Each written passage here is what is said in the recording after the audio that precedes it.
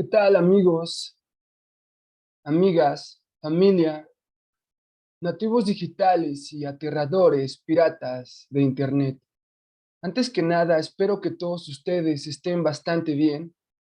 En fin, bienvenidos a Nova Sociológica, este espacio dedicado a la divulgación de la teoría social y sociológica. Pues en fin, tiene bastante tiempo desde que subí el primer video, pero en fin, hay una charla pendiente que tiene que ver con con, eh, con la obra de Martín Laforgue, ¿no?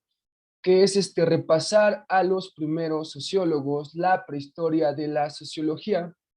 Pero pues bueno, en fin, antes que nada, este video, hace rato, bueno, esta presentación la intenté grabar hace rato en vivo, ahí por Instagram, y la verdad, tuve algunas dificultades técnicas, tanto aquí, bueno, más que nada, en el Zoom, ¿no? Me di cuenta que no estaba grabando el audio, y no me dejó grabar completo, ¿no? El en vivo, pero bueno, en fin, espero que esto no sea la ocasión, y ahora sí pasemos, con la temática de esta noche, ¿no? Que son los primeros sociólogos, la prehistoria de la sociología, ¿no? Pero antes que nada, déjenme, les cuento, por favor, rápidamente, ¿no? Vamos a dar un breve repaso de lo que vimos la clase anterior para seguir con una temática, más que nada con una línea, ¿no? De lo que estamos viendo, ¿no? Que es es la introducción a la sociología para principiantes desde la obra de Martín Laforgue. Pero bueno, la clase pasada vimos el caótico nacimiento de la sociología. Si recordamos, este nacimiento es provocado, ¿no? Por dos procesos caóticos, que son el de la Revolución Industrial Inglesa de 1770 no, de 1760 a 1790, y la Revolución Francesa de 1789. Ambos procesos forjan, vamos a decirlo así, o dejan el terreno. Más que nada construyen lo que van a ser las nuevas sociedades industriales, las nuevas ciudades industriales, y que van a ser el motivo suficiente para que algunos pensadores quieran estudiar esta nueva sociedad científicamente para contribuir a ella. Pero pues bueno, ese es el caótico nacimiento de la sociología. ¿Qué es la sociología? ¿No? Fue el segundo tema que vimos, ¿no? La sociología, nos dirá Laforgue, es lo que los sociólogos han hecho de ella, lo que los sociólogos y las sociólogas han hecho de ella. ¿Y qué han hecho de ella? Pues simple, dirá Laforgue. Bueno, no simple. Teorías sociológicas, ¿no? ¿Y qué son teorías sociológicas, ¿no? ¿Qué es la sociología? Lo que los sociólogos han hecho de ella. ¿Y qué han hecho de ella? Pues simple, ¿no? Teorías sociológicas, ¿no?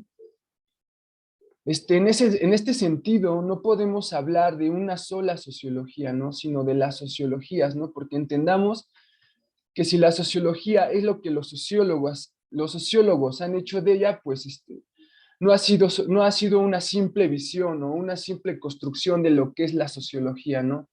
Sino que han sido varias visiones, ¿no? Y pues para esto, ¿qué son las teorías sociológicas? Pues Laforgue rápidamente nos contesta que estas son un registro intelectual de la vida cotidiana, ¿no? Pero apoyado, no es cualquier registro, ¿no? Sino que va a ser un registro apoyado de un aparato teórico conceptual, ¿no? Y que tiene el fin, obviamente, de intentar ser una guía de lo que es la sociedad, ¿no? Más que ser un espejo de lo que es la realidad, ser una guía, ¿no? Y guiarnos, ¿no? Por aquellos fenómenos sociales que tratamos de explicar. Pero algo muy importante, ¿no? De estos registros, para entender estos registros intelectuales, nos va a decir Laforgue que es importante entender que estas teorías son propuestas por personas, ¿no? Por lo cual es importante intentar indagar un poco en el contexto de producción de estas teorías, es decir, en el contexto que estas personas vivían y que los incitaron a forjar o a construir esta teoría y así entender por qué decían lo que estaban diciendo.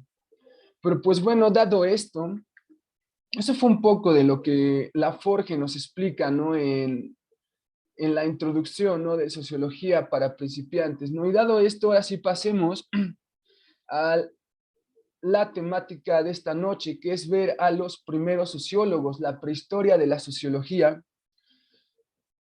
Saludos, compañera Evelyn. Rayos, ladrón perrito. Pero bueno, en fin, voy a compartir pantalla. Obviamente en el Instagram no se va a ver lo que estoy poniendo aquí en Zoom, pero pues bueno, si quieren ver la presentación, si quieren, claro, y estaría bien lindo, pues pueden verla en Facebook. Pues en fin, voy a pasar a compartir pantalla y acá está.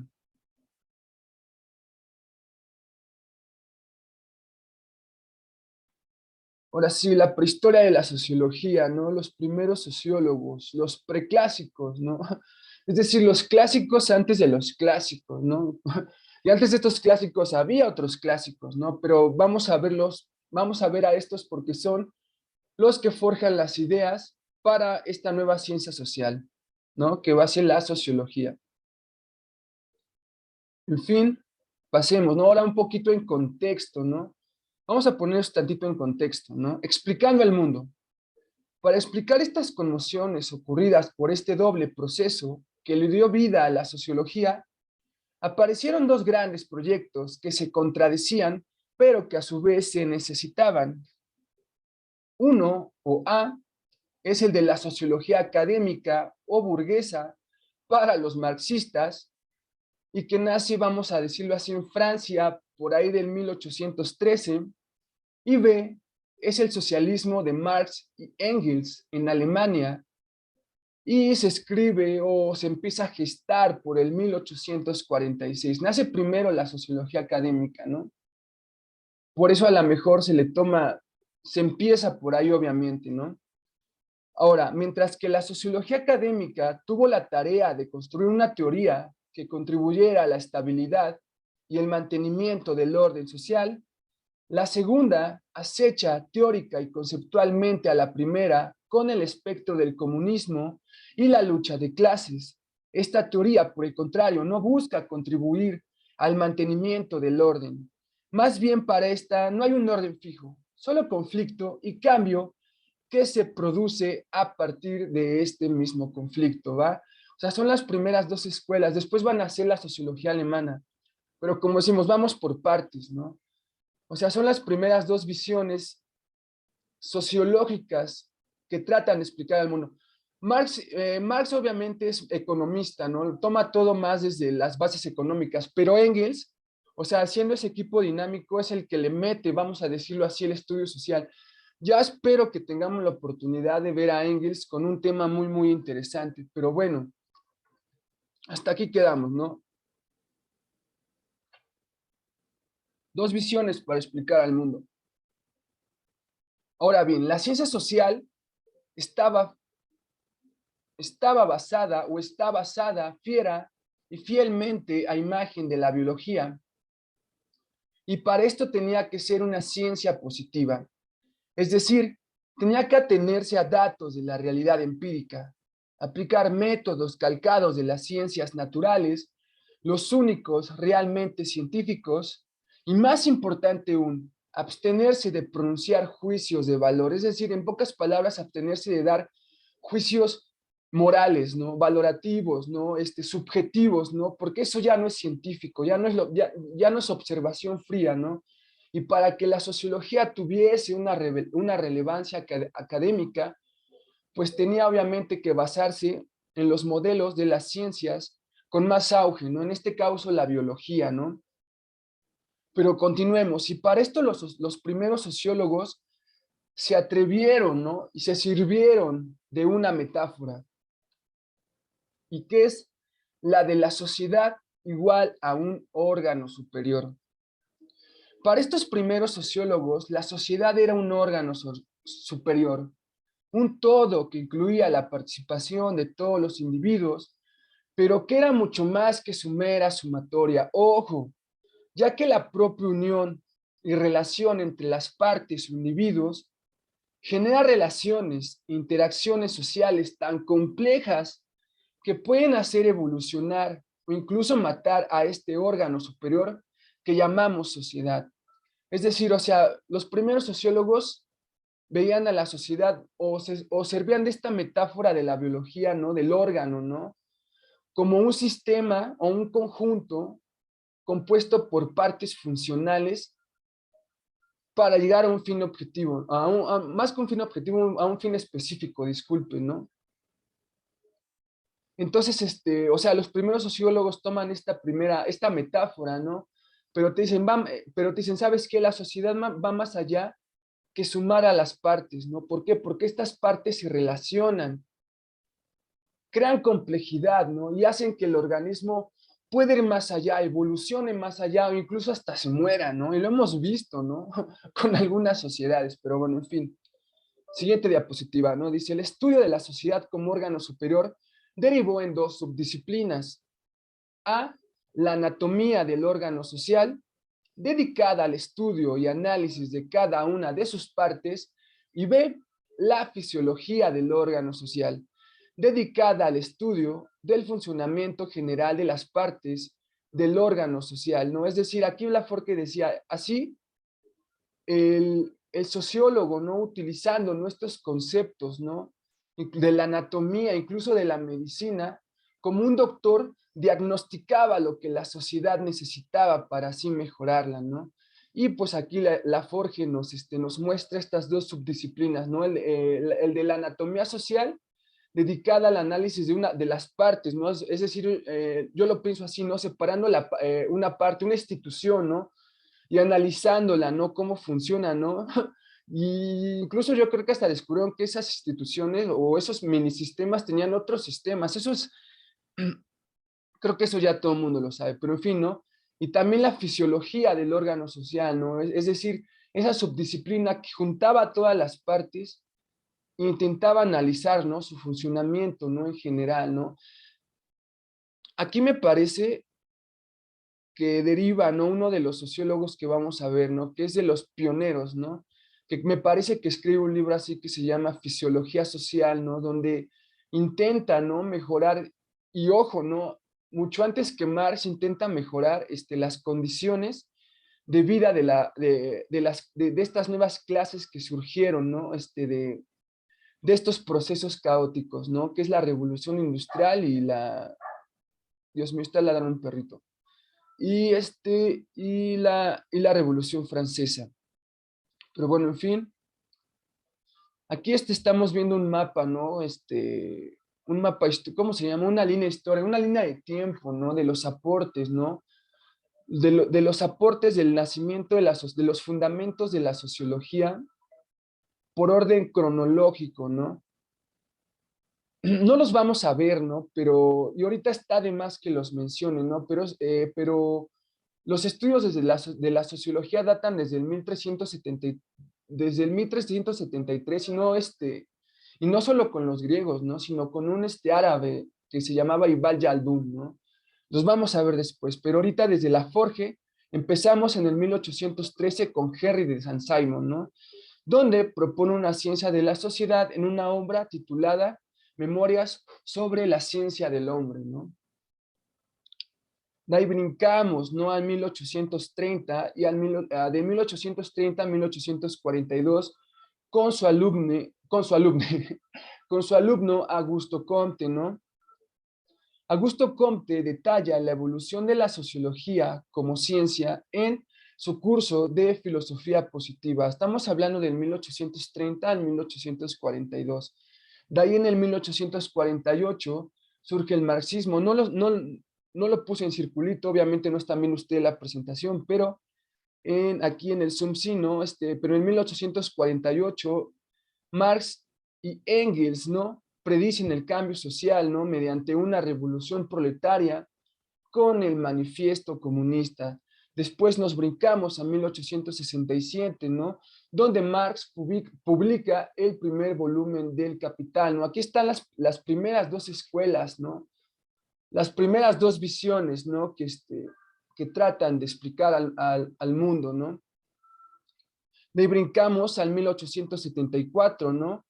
Con creo que se llama en español, ¿no? Es sistema de filosofía sintética, ¿no? De Herbert Spencer, donde defiende que las sociedades evolucionan como los seres vivos y en donde solo sobreviven los más fuertes, ¿no? Y que Spencer es súper polémico, ¿eh?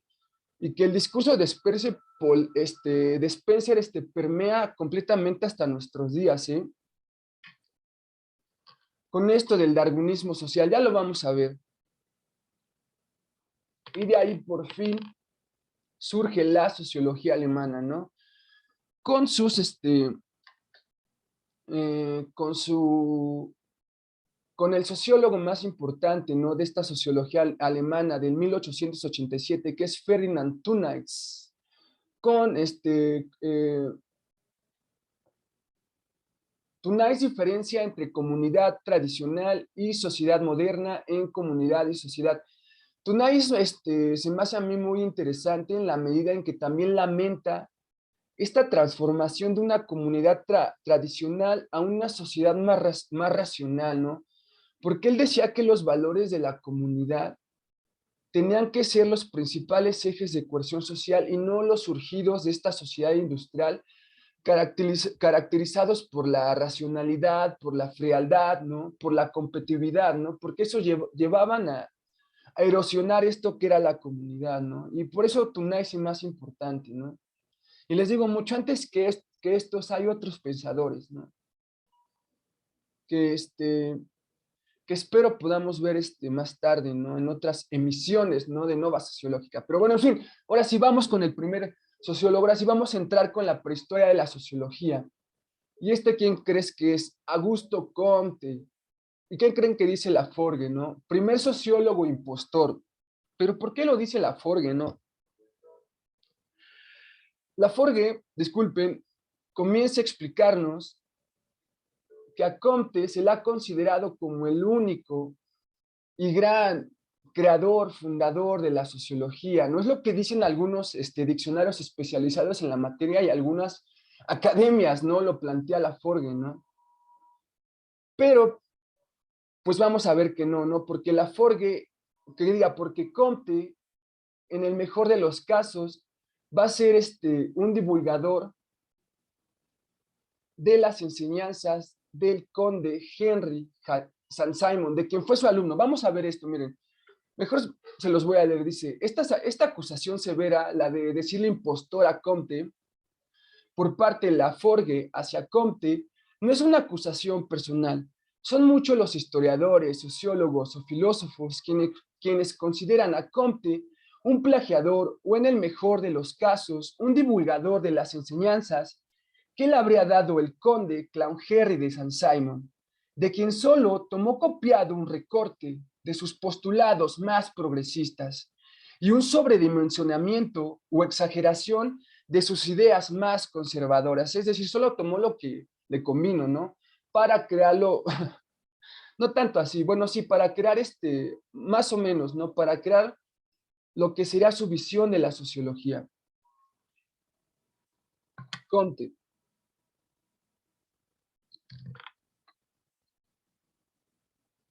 Disculpen. Por ejemplo, dice, Laforgue explica que Comte fue secretario personal del conde entre 1816 y 1823. Allí el buen Comte colaboró en la redacción del plan de las operaciones científicas necesarias para reorganizar la sociedad, donde el conde Saint-Simon afirma que una vez superada la etapa teológica y metafísica, algo así como la etapa primitiva de las ciencias, había llegado la hora de estudiar positivamente a la sociedad. Es decir, ellos decían que, vamos a decirlo así, que en la Edad Media y antes se entendía la sociedad, pero a partir de bases teológicas, ¿no? A partir de dioses, ¿no? Por así decirlo. Después intentó sustituir esos dioses por otras entidades, ¿no? Vamos a decirlo así, los ideales de las leyes, el Estado, ¿no? El gobernante, ¿no? Sustituye, ¿no? Son otras entidades abstractas que intentan sustituir, ¿no? A estas primeras representaciones, ¿no? Pero dicen ellos dos que, que estas dos primeras visiones crean muchas deficiencias, ¿no? Entonces ha llegado la hora de estudiar científicamente, positivamente a la sociedad, ¿no? Estas ideas son las que más tarde Comte utilizará para construir su teoría de la ley de los tres estados, ¿no? Donde explica estas etapas de la evolución, de la evolución social del mundo, ¿no? Por así decirse, pero a partir desde el enfoque del conocimiento. Ya había explicaciones, ¿no? De esta evolución social, ¿no? Pero, pero esta resulta ser una alternativa, ¿no? Y una alternativa interesante, ¿no? Porque toma como base, ¿no? La episteme, es decir, la forma en que conocemos al mundo. Pero, en fin, vamos a ver rápidamente a Comte. Este va a ser un repaso así súper de bolón, ¿no? Porque en sociología para principiantes así lo requiere y es importante. Disculpen. Ahora bien, la historia de la humanidad según Augusto Comte. Comte recoge una idea de Saint-Simon, planteada como la ley de los tres estados. Según esta ley, nuestra comprensión de los fenómenos pasa por tres estados o etapas. A, el teológico, en que las causas de todas las cosas se atribuyen a los dioses. B, el metafísico, en el que las entidades abstractas tratan de sustituir a los dioses. B y C, el positivo, en el que todo conocimiento se verifica por métodos científicos. Esto que les comentaba, ¿no? Es la evolución del mundo, pero a partir de cómo se conoce el mismo, ¿no? ¿Por qué? Porque es importante, porque a partir de este conocimiento no solo se crean cosmologías, ¿no? Es decir, formas o representaciones simbólicas de este mundo, también se crean herramientas, por así decirse, tecnología para intentar interactuar de este mundo. Entonces dice Comte que esta última etapa es súper importante, ¿no? Porque va a ser la que nos va a llegar supuestamente a los más altos niveles, ¿no? De progreso en la sociedad. Esa palabra en Comte es importante, progreso. Veamos rápidamente este mapita, aquí donde Comte está posando así cual divo, ¿no? Dice etapa histórica, ¿no? Teológica, Edad Media, donde el tipo de conocimiento era a través de la imaginación, ¿no? Y la forma del conocimiento absoluto era mediante agentes sobrenaturales sustentados por la fe. Es decir, un ejemplo, ¿no? Un ejemplo muy mío, ¿no? Yo veía una explosión volcánica y para mí ya estaba surgiendo un titán, ¿no? Un kaiju, ¿no? Un Godzilla, ¿no? Un Rodan, ¿no? El pterodáctilo, ¿no? Disculpen, ¿no? Pero una forma en la que yo explicaba eso que yo no sabía cómo, en ese momento, ¿no? Porque fueron varios, ¿no? O sea, es un ejemplo hipotético, ¿no? Muy mío, como les digo, ¿no? Pero en ese momento así lo hacían, así lo trataban de hacer, ¿va? La función de este tipo de conocimiento era armar construcciones provisorias, es decir, yo veía algo y automáticamente yo imaginaba, ¿no? Está fallando la cámara, transferencias, pero bueno, en fin, etapa metafísica, ¿no? Entre los siglos XVII y el siglo XVIII, más o menos los ubican por la etapa del Renacimiento y los inicios de la Ilustración, ¿no? Donde el tipo de conocimiento era a partir de la especulación, es decir, se reflexionaba, ¿no? Se meditaba, se razonaba, ¿no? Sobre complejos aparatos conceptuales, pero que tenían poca validez con la realidad, ¿no? Y ese era el problema de esa etapa, ¿no? Que señala Comte, ¿no? Ahora, ve, la forma de este conocimiento era un conocimiento absoluto mediante entes metafísicos. La razón, es decir, se razonaba para intentar sustituir estos dioses a través de otros ideales, ¿no? Como lo mencionábamos, ¿no? Como el de las leyes,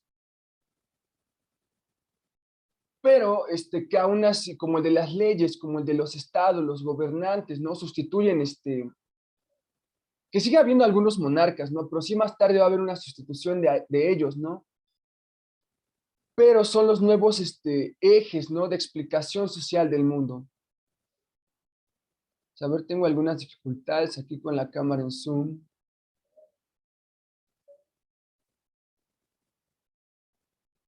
Vamos a ver si quiere reaccionar.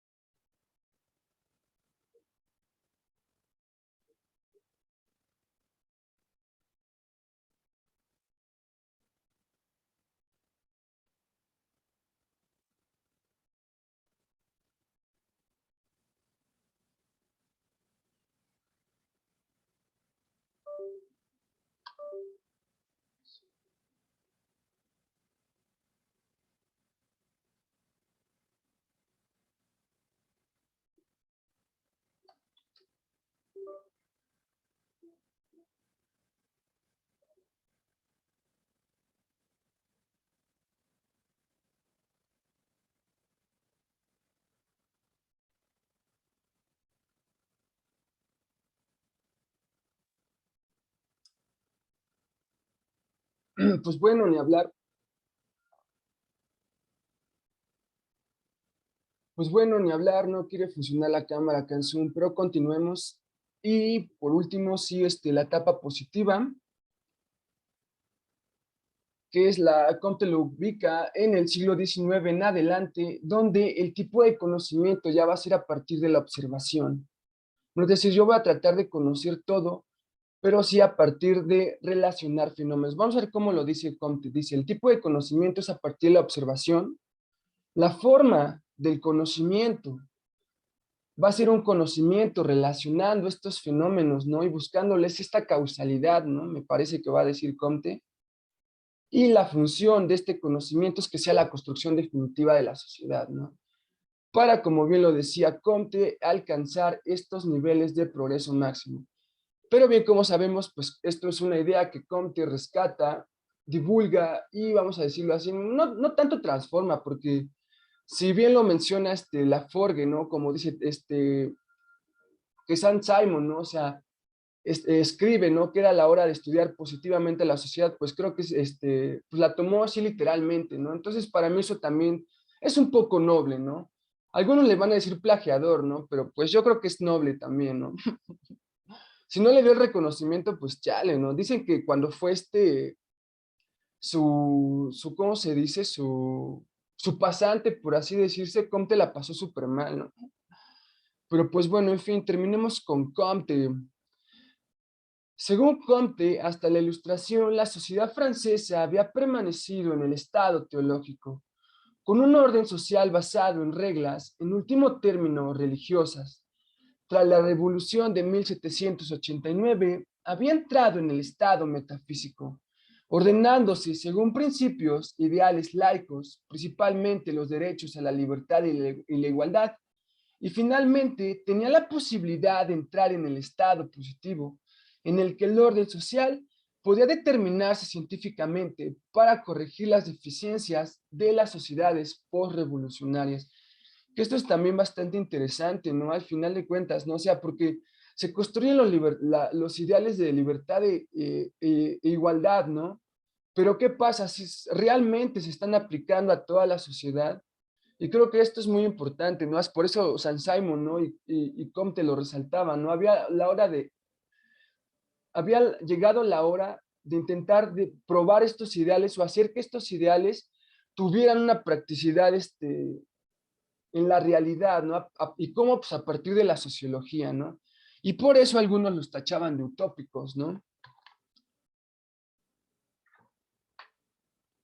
Pero pues bueno, ahora sí, pasemos con San Simon, ¿no? Los verdaderos orígenes de una sociología positiva, ¿no? Que si bien en rigor Comte no le pone el nombre de sociología a esta nueva ciencia, pues también divulga lo que va a ser el positivismo. Pero como dice Laforgue, obviamente, lo toma de San Simon, ¿no? Y creo que San Simon obviamente lo va a tomar de otros autores atrás, que ahorita no vamos a ver, ¿no? Y que si quieren opinar, pues pueden hacerlo, ¿no? Va a decir Durkheim, ¿no? Continúas, va a decir Durkheim, a San Simon, para ser justos, hay que atribuirle el honor que corrientemente se le atribuye a Comte, y que es el de haber fundado una ciencia nueva, la sociología.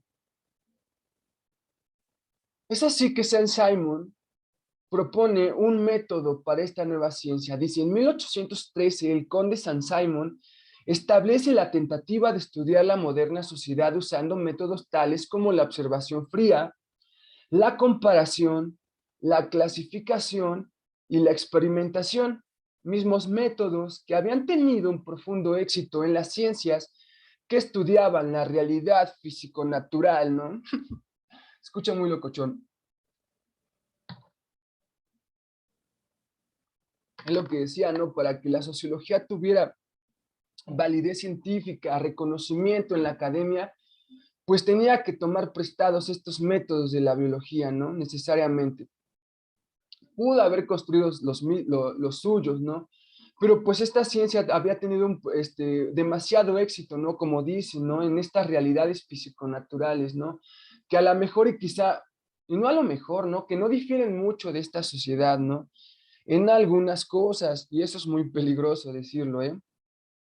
Ahora bien, para San Simon el positivismo considera inútil lo no práctico, lo improductivo. Este conocimiento deberá permitir a los sociólogos tener un conocimiento práctico e invalorable que les otorgue las estrategias y herramientas para organizar y controlar a la sociedad. Por eso lo de San Simon es un manifiesto para los industriales, ¿no? Es decir, este conocimiento que yo voy a obtener de la sociedad tiene que beneficiar a quién, pues a los industriales.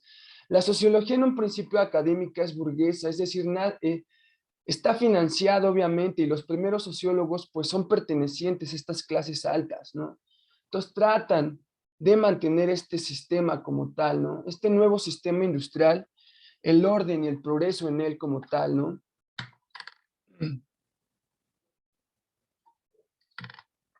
Ahora bien, en este sentido, para San Simon, y esto es bien interesante e importantísimo, la sociología va a ser el autoanálisis de la sociedad industrial, ¿no? Un autoanálisis en el sentido de hacer una retrospectiva, una autovaloración, ¿no? Como decía, ¿no? De esta fisiología, ¿no? De esta fisiología de la sociedad, esta anatomía de la sociedad, con el fin de mejorarla, ¿no? De obtener un conocimiento más certero de lo social y así intentar mejorarlo. Y por eso los van a tachar de utópicos, porque incluso ellos trataban de mejorar las condiciones de vida de esta nueva clase, ¿no? Que trabaja en las fábricas, ¿no? Que acaban de surgir. Pues bueno, para terminar con San Simon, la Forge rescata, disculpen, demasiada agua. ¿Y eso qué es agua, eh? Disculpen eso, dice. Martín Laforgue rescata tres aportes de la teoría de San Simon y que dejan escuela y secuelas conceptuales para todo el pensamiento sociológico. Uno, o A, es el haber reconocido el papel central de la economía y la industria como impulsoras y causantes de estas nuevas sociedades modernas. Es decir, ¿cómo llegamos a esta sociedad? Se preguntaba San Simon. Pues ve el papel central de la economía como gestora, vamos a decirle así, de ideas, ¿no? De bases teóricas para esta sociedad industrial, ¿no? Y pues obviamente la industria, ¿no? Que hicieron una sinergia increíble en ese momento, ¿no? B es el haber esbozado, es decir, trazado, escrito, ¿no?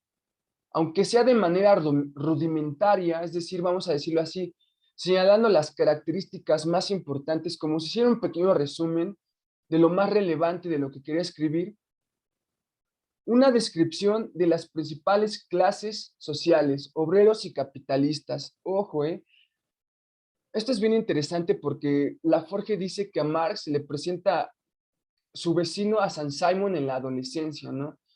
Entonces, obviamente, a Marx le influye completamente San Simon, ¿no? Con todo esto que está diciendo, ¿no? Y sé el haber visto el papel creciente de los técnicos, administradores y científicos, porque, bueno, yo lo pienso así, no pueden opinar, ¿no? Pero a lo mejor San Simon no solamente veía el papel de las estructuras, ¿no? Sino también entendía la relevancia del papel de los sujetos y de la acción social de estos. Quizá me estoy adelantando, pero a lo mejor va por ahí, ¿no? En fin, ahora sí, pasemos con otro, con el tercer sociólogo que conforma esta prehistoria de la sociología. Y que, uff, es un sociólogo súper polémico para su tiempo y que les digo, deja repercusiones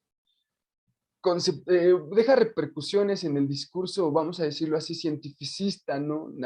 Naturalista de la actualidad, ¿no? O sea, aquellos científicos sociales, ¿no? O científicos, ¿no? De las ciencias duras, ¿no? O cualquiera, ¿no? Que trata, ¿no? De pasar el sistema, la estructura del sistema social, ¿no? Que como estamos viendo es una construcción de sujetos, ¿no? Y de estructuras sociales, obviamente impulsados, ¿no? A la mejor por la biología también, ¿no? Pero que no deja de ser una construcción social y que ellos no se jactan de tachar esta estructura social de natural, ¿no? Y de justificar esta desigualdad, ¿no? Que sí existe dentro de esta estructura social como natural. Pues bueno, todo esto en un primer momento alcanza su máxima expresión con Herbert Spencer, ¿no? Miren, chéquense, escuchemos. Bueno, voy a leerles esto. Dice, la vinculación del positivismo, que es el motor de arranque de la sociología académica, con los intereses de una burguesía que buscaba justificar y legitimar el orden social, llegó a su máxima expresión con Herbert Spencer. Spencer, quien fuera un seguidor de Comte, pero sobre todo poderosamente influido, ojo, por el origen de las especies que el biólogo Charles Darwin acababa de publicar, la sociología de Spencer no hizo otra cosa que justificar y legitimar el predominio colonialista del Imperio Británico y el triunfo del capitalismo de libre mercado. No es decir, Spencer lee a Darwin, ¿no?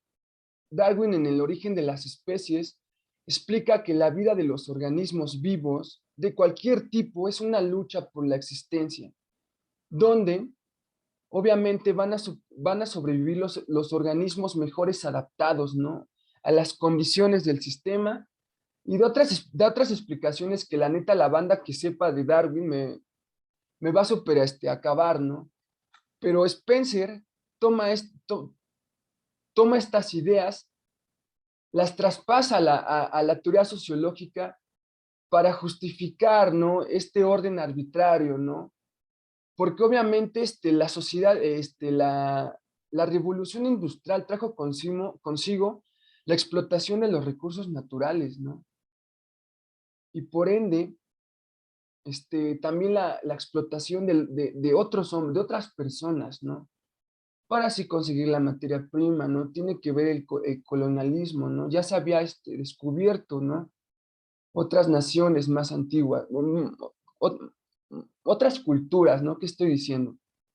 Por en fin, Spencer utiliza la sociología y más que nada las bases que deja Darwin, no solamente para explicar esto, sino para justificarlo. Y que no solamente es eso, ¿no? Spencer da otros aportes importantes que van a servir incluso a otras, otra teoría importante de la sociología que va a surgir mucho después de esto que estamos viendo, que es el funcional estructuralismo, ¿no? Ahorita vamos a ver cuáles son, dice. La sociedad para Spencer es algo eternamente natural y tratar de cambiarla es como tratar de modificar un árbol. No sé qué le dirán ahorita los de la modificación genética, por tomar ese ejemplo.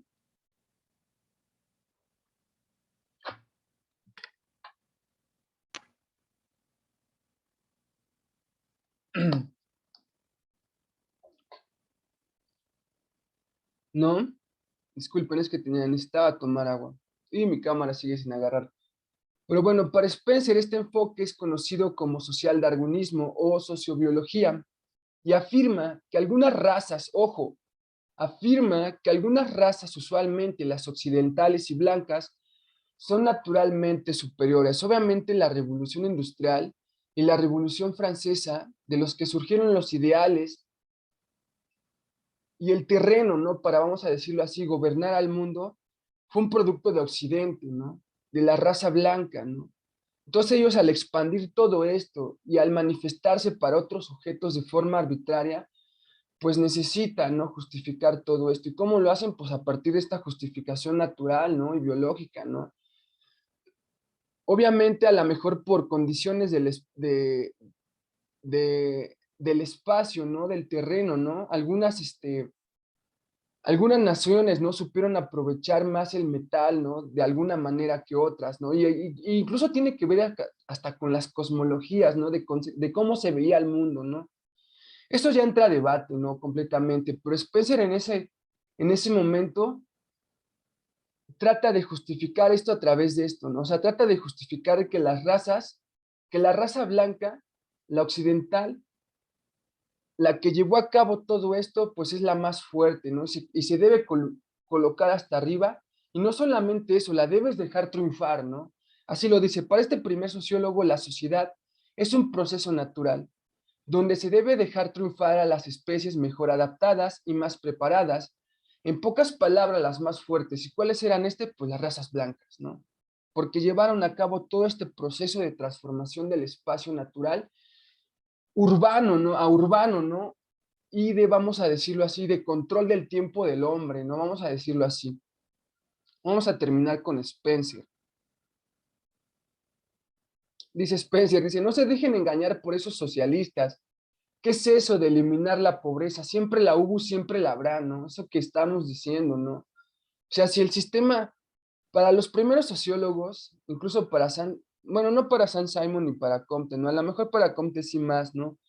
Pero para estos sociólogos el organismo dividido en partes, obviamente estas partes, las que les tocara, ¿no? La peor parte, ¿no? De ser este organismo social, no se quejaba, ¿no? Sino que simplemente contribuía, ¿no? Cooperaba, ¿no? O tenía que cooperar, ¿no? Se tenía que buscar la forma de que cooperara sin quejarse, aunque fuese pobre, ¿no? para que el organismo social avanzara, ¿no? Y es como lo dice Spencer, ¿no? Siendo así, la pobreza es algo natural y necesario de este sistema, ¿no? Y lo vuelve algo completamente peligroso, porque de la pobreza derivan muchos tipos, o sea, la pobreza no solamente es económica, es también cultural, ¿no? Y hay un montón de desigualdad de diferentes formas derivados de este problema, ¿no? Y que al final de cuentas desembocan en otros fenómenos sociales peligrosos, y por eso a Spencer se le considera peligroso. Dice, este pensador también obtuvo importantes repercusiones como otras variantes del positivismo, como en el caso de algunos países periféricos recién integrados a la economía de libre mercado, ¿no? Países periféricos, ¿no? Es decir, Occidente, centro, periférico, vamos a decir, puede ser América Latina, ¿no? O algún otro de por ahí, ¿no? Que incluso, como dice, ¿no? Estas variantes del positivismo, donde las doctrinas del orden y progreso llegan hasta incluso, vamos a decirlo así, América Latina, me parece que hasta Porfirio Díaz, ¿no? Toma porque el lema les dije hace rato, ¿no? Que la palabra progreso es importante en Comte, ¿no? Porque para él las sociedades tenían que tener, sí, orden y progreso, pero hay algo que no nos han dicho, no nos dicen muy chido, ¿no? La tercera palabra o concepto que adhiere a su fórmula es el amor, ¿no? Es decir, debe haber amor, orden y progreso. Es decir, debe haber avances, sí, ¿no? Pero todos tienen que ser llevados a cabo de la buena voluntad, ¿no? Entonces, algunos países, ¿no? Que, que son impregnados, ¿no? Por esta ola positivista, pues toman este lema, pero les quitan el amor, ¿no? Les dejan el orden y el progreso, ¿no? Y eso me parece que llega hasta aquí con Porfirio Díaz, que es otro tema, es otro tema. Aquí rápidamente, Spencer dice, la sociedad es un organismo, los dos tienen vida, crecen y mientras más crecen, sus elementos se multiplican y se diferencian entre sí. Igualmente las funciones de sus elementos se especializan cada vez más, ¿no? Esto le sirve a varios sociólogos, ¿no? Es decir, ver la sociedad por partes, ¿no? Entender su funcionamiento, ¿no? Y como dice, pues llevarlas en dado caso, llevarlos a niveles, ¿no? De eficacia máximas y así también, pues justificar, ¿no? Este orden, ¿no? Por si surgen, ¿no? Algunas teorías que traten de acusar esto de arbitrario, ¿no? O de injusto, ¿no? Dice, los trabajos sociológicos de Spencer se centran en la construcción de una teoría sobre cómo los procesos de crecimiento social y diferenciación llevan a las cantidades variables de complejidad, ¿no? Entre las diversas formas de organización social. Es decir, es el organismo, no solamente es la sumatoria, ¿no? Sino que esta relación entre las partes, ¿no? Lleva a crecimiento, ¿no? Y a más diferenciación, a más complejidad, ¿no? Es decir, el organismo evoluciona y debe evolucionar, vamos a decirlo así, de manera favorable, ¿no? Con estas interacciones que se dan dentro del organismo. Pero pues bueno, a grandes rasgos, y desde Martín Laforgue, y un poco redundando desde mí, esto es Herbert Spencer.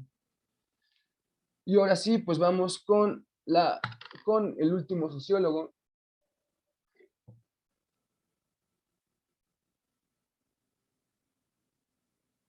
Obviamente, si esto me deja, y ahí está. Los inicios de la sociología alemana. La sociología alemana fue un triunfo, te cuento, fue un triunfo bastante tardío, ¿no? A diferencia, ¿no? De Francia, ¿no? Incluso a lo que hacía ya Marx, a las teorías de Marx y Engels, ¿no? En Alemania, el contexto intelectual estaba completamente dominado por el neocantismo, ¿no? Por el pensamiento de Kant. Y en Alemania, a diferencia de la sociología francesa o de la ciencia francesa, trataban en vez de, los franceses, vamos a decirlo así, la sociología francesa trataba de homogenizar la ciencia en una sola visión, ¿no? Que es la de las ciencias duras, ¿no? Las ciencias naturales. Pero la sociología alemana es muy diferente, ¿no? Porque trata de hacer una diferencia, ¿no? Entre ciencias naturales y otra ciencia que estudia estos fenómenos, ¿no? Surgidos de la sociedad. Vamos a ver esto. Dice el filósofo francés Immanuel Kant, 1724, 1804. Estamos hablando mucho antes, ¿no? Que esta prehistoria de la sociología había distinguido entre dos tipos de razones, es decir, dos formas de conocer o de razonar sobre la realidad. Esto es muy importante, ojo, A, la razón pura, aplicable a los fenómenos materiales y donde se ubican las ciencias físico-naturales y de las que ya, como vimos, toma prestados algunos conceptos, nuestra sociología burguesa académica. Y B, la razón práctica, esta aplicable a los fenómenos culturales e históricos. Estos, dirá Kant, son únicos e irrepetibles, por lo cual es inviable buscarles leyes similares a los de las ciencias físico-naturales. Es decir, también estos primeros sociólogos, no lo mencioné, pero me parece que sí, si no estoy bien pueden opinar, trataban también de buscarles leyes a la sociedad, ¿no? Para intentar mejorarla, ¿no? Creo que eso lo trata de hacer un poco más Comte. Pero la sociología alemana dice que esto es inviable, porque estos fenómenos son únicos y irrepetibles. Miren, un ejemplo.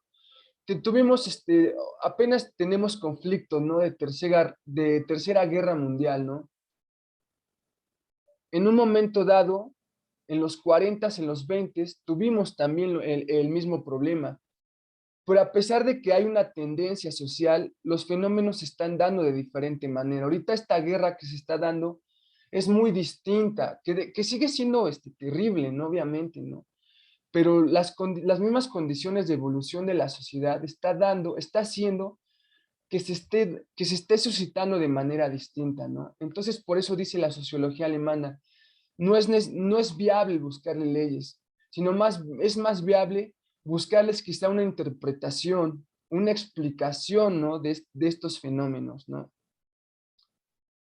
Dentro de esta razón práctica aplicable a los fenómenos culturales históricos que son únicos e irrepetibles, se ubica las ciencias sociales y las humanidades, ¿no? Va a decir la Ford, ¿no? Y que esto es bien importante, ¿no? Porque dentro de esta escuela surge otra epistemología, ¿no? Porque son dos escuelas y obviamente ahí surgen dos visiones, ¿no? Para explicar al mundo, ¿no? Y ya son tres, ¿no? Porque la marxista obviamente es una, ¿no? Es otra, pero esta es otra que obviamente contradice, ¿no? Porque incluso hasta el marxismo, y esto es adelantarme quizá mucho, ¿no? Pero incluso hasta el marxismo lo va a decir Pablo Feynman, ¿no? El marxismo a través de su tesis del mundo de tesis, antítesis, no me acuerdo cómo la fórmula ya te está determinando que va a haber un conflicto, que va a haber una revolución, aunque sea polémica, aunque más que sea polémica, aunque sea revolucionaria, necesita la revolución, te está diciendo que algo va a pasar, ¿no? Y eso ya al final de cuentas es tratar de determinar algo, ¿no? Y te dice la sociología, es inviable buscar eso, ¿no? La sociología alemana te dice eso. Pero pues bueno, en fin, vamos a pasar con el sociólogo más importante de este periodo. Estamos hablando del 1855 a 1936, ¿no? Y este va a ser Ferdinand Tönnies, ¿no? Aquí lo estamos viendo ¿no? Bueno, su caricatura, ¿no? Se los presento, ¿no? Pero bueno, para Ferdinand Tönnies, que es uno de los primeros sociólogos que dejan bases importantísimas para la sociología post-alemana. Posteriormente va a decir lo siguiente, miren, para Ferdinand Tönnies la sociología es el estudio de las relaciones sociales y estas solo pueden ser entendidas a partir de un solo supuesto, la voluntad de los hombres, ¿no? Dice, la teoría de Tönnies se apoyaba en su concepto de la voluntad como motivación para actuar, ¿no? Y distingue entre dos tipos de voluntad, es decir, hay relaciones sociales porque entre las personas hay voluntad para actuar hay motivación, ¿no? Hay un sentido, ¿no? Para actuar dentro de estas relaciones sociales. Hay un fin específico, si lo quieren ver así, ¿no? Las relaciones sociales están sustentadas con arreglos afines y valores, quizás adelantarme un poco, ¿no? Pero por ahí, por ahí más o menos va quizá, ¿no? Se distingue entre dos tipos de voluntad, una voluntad natural y una voluntad racional, ¿no? La voluntad natural es aquella, ¿no? Que está dictada por las costumbres o las morales, ¿no? Que subyacen en el centro de las comunidades tradicionales, ¿no? Los que les decía hace ratote, ¿no? Y la voluntad racional, ¿no? Que ya es más digna de estas nuevas sociedades, ¿no? Dice, la voluntad racional que motiva para actuar de manera racional, ¿no? Es decir, inculcada, por así decirse, ¿no? Con un fin específico. Este es el tipo de voluntad que preside las decisiones en las grandes organizaciones y en particular en las empresas, ¿no? Es decir, o sea, las nuevas, esta voluntad racional, ¿no?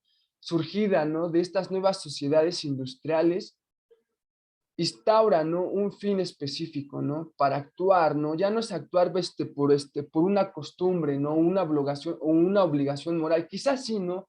Pero esta ya no es producto del seno de una comunidad, ¿no? Y como sabemos, en una comunidad como en los pueblitos, ¿no? La gente es un poco más unida y incluso hasta las familias son más grandísimas, ¿no? En la sociedad es muy diferente. En la sociedad las familias están fragmentadas, pero sigamos con Tunais para que no redundee tanto, ¿no?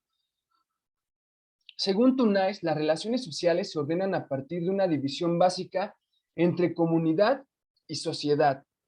La comunidad fundada sobre lazos naturales y espontáneos y sobre los afectos, como ejemplo, ¿no? En las familias y en las tribus, los que les decía, ¿no? En las comunidades, en los campos, antes de que la gente tuviera que emigrar a trabajar para comer, en estas nuevas sociedades industriales, pues estaba más unida, conocía más a la gente, incluso mucho antes, no había matriarcas, ¿no? Que cuidaban, ¿no? Que cuidaban un gran número de niños, ¿no? Y obviamente ante esto, pues todos estos niños quizá tenían una misma conciencia colectiva, ¿no? Pero bueno, y la sociedad fundada sobre el cálculo y el contrato y la racionalidad más impersonales como el Estado, ¿no? Es decir, la sociedad ya no es algo más afectivo, ya es un contrato, ¿no? Donde yo acepto, esto nos lleva un poco incluso hasta, no sé si hasta Rousseau, ¿no? Donde en las sociedades los sujetos tienen que pactar, ¿no? No eres mi familiar, pero entiendo que necesito de tu chamba, de tu trabajo, ¿no? Entonces esto es lo que, este contrato es lo que funda las sociedades, pero ya no hay lazos afectivos, ¿no? Sino que hay contrato, ¿no? Y acá dice también, estas sociedades fundadas sobre la racionalidad más impersonales como el Estado. Esto no sé si estoy bien, pueden opinar mis amigos, me pueden corregir mis hermanas, hermanos, pero se refiere a la mejora que en las sociedades se utiliza el pensamiento, la razón, para fundar nuevos entes, ¿no? Como el Estado, para ahora organizar a la sociedad, ¿no? Pero estos obviamente son impersonales, o sea, a lo mejor ya no me coerciona los valores que devenían de mi familia, sino que ahora me coercionan y me obligan a actuar los valores que devienen de un Estado en general, ¿no? Sean cuales sean, ¿no? Y obviamente, pues a lo mejor ambos tienen partes negativas, ¿no? Pero esto es lo que nos dice Tunay, ¿no? Miren, chéquense, su eje de análisis de este primer sociólogo es entender la gradual erosión de las comunidades y el peso creciente de la sociedad, ¿no? Es decir, las comunidades están erosionando, ¿no? Debilitando, fragmentando, desvaneciendo debido a este peso creciente de estas nuevas sociedades. Y esto para Tunay a lo mejor va a ser completamente peligroso. Chéquense, por último, Tunay rechaza, ¿por qué peligroso? Porque rechaza la fe de sus antecesores en la ciencia y la razón, ¿no? Es decir, un progreso desmedido, ¿no? Que no se fijaba en los costes, ¿no? El fin justifica los medios y yo quiero generar capital y no me importa, ¿no? A cuántos me lleven, ¿no? A cuántos ecosistemas destrocen, ¿no? Toda la sociología alemana, pues retoman un poco esta crítica, vamos a decirlo así, ¿no? Dice, vamos a leer otra vez, rechaza la fe, ¿no? En la ciencia y la razón de sus antecesores, realzando el papel de la comunidad como la principal fuente de cohesión social. No es lo que le decía, ¿no? La comunidad tenía lazos, vamos a decirlo así, más afectivos, ¿no? Que igual podían hacer funcionar a la sociedad, ¿no? Y pues por eso era importante para Tonais regresar o intentar regresar a esos lazos antes de llegar a una sociedad más tradicionalista. Pero pues bueno, amigos, ya se va a terminar el, este, El video aquí en Instagram ya me está pidiendo terminar, yo creo que excedí el tiempo, pero no se preocupen porque a grandes rasgos esto fue Tonice. Los invito a que vean esta presentación en Facebook si pueden, por favor. La voy a continuar aquí en Zoom, la voy a terminar en Zoom y nos vemos a la próxima.